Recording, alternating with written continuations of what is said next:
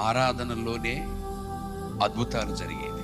మీరు ఏ మందిరానికి వెళ్ళేవారైనా కూడా దేవుడు ఎప్పుడు కార్యం చేస్తాడు అంటే ఆరాధనలోనే కార్యం చేస్తాడు. స్వస్థత కార్యం, వాక్యము పంపేది నీ ఆత్మను పరలోకాన్ని సిద్ధపరచడానికి వాక్యం పనిచేస్తూ ఉంటుంది. ఈ ఆరాధన, ఈ పాట దేనికంటే దేవుని సన్నిధిలో వచ్చి నీ సమస్య, నీ బాధలన్నిటి నుంచి విడుదల పొందుకునే తరుణం ఇది. వారెవరో పాడుతున్నారు, మ్యూజిక్ కొడుతున్నారు, నేను సింపుల్గా చప్పట్లు కొట్టుకునేదని కాదు. బైబిల్ నీకు నాకేం చెప్తుంది? ఎందుకు పాటలు అవసరమా? ఆరాధన కూడా ఉండాలా?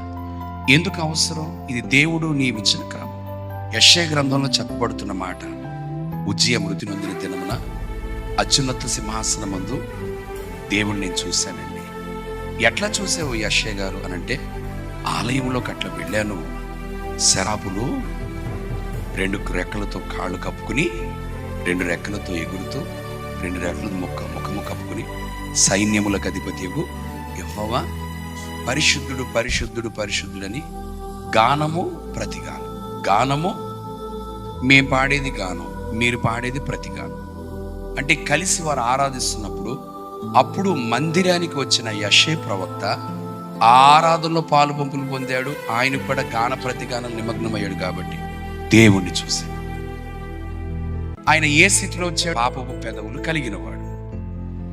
ఆరాధన జరుగుతున్నప్పుడే ఆయనలో ఉన్న సమస్య, ఆయన ఎదుర్కొంటున్న సమస్య అనేటువంటి పాపపు పెదాలు దెబ్బకొచ్చి అగ్ని తగిలింది, వెళ్ళిపోయింది. ఆరాధన అయిపోయిన తర్వాత దేవుడు మాట్లాడాడు, ఎవరిని పంపుతును? అప్పుడు అంటాడు, నన్ను పంపించయ్యా. మీ ఆఫీస్ టైం కంటే దేవుని టైం చాలా ఇంపార్టెంట్. మీ స్కూల్ కంటే వాట్ ఎవర్ ఇట్, మీ ప్రపంచంలో ఏ టైం కన్నా దేవుని టైం ఇంపార్టెంట్.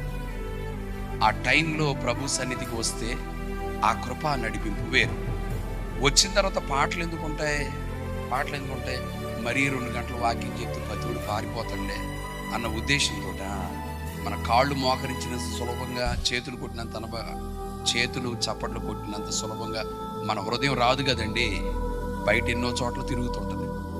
ఏదో భారంతో ఉండొచ్చు, ఏదో ఆలోచన. వాటిని జయించాలా, వాటిని పోగొట్టుకోవాలా, మధ్యలో ఈడెప్పుడు పనిచేస్తూ ఉంటాడు. దాన్ని అధిగమించాలా, మోకరించాలా, దేవునికి చెప్పాలా, దేవుని దృష్టి నీ మీదకి రావాలా, దేవుని కృప నిన్ను తాకాలా, నువ్వు సమస్య నుంచి విడుదల పొందుకోవాలా. This is the completeness. ఓ క్రైస్తవుడా, ఇదయ్యా ప్రార్థన విధానం.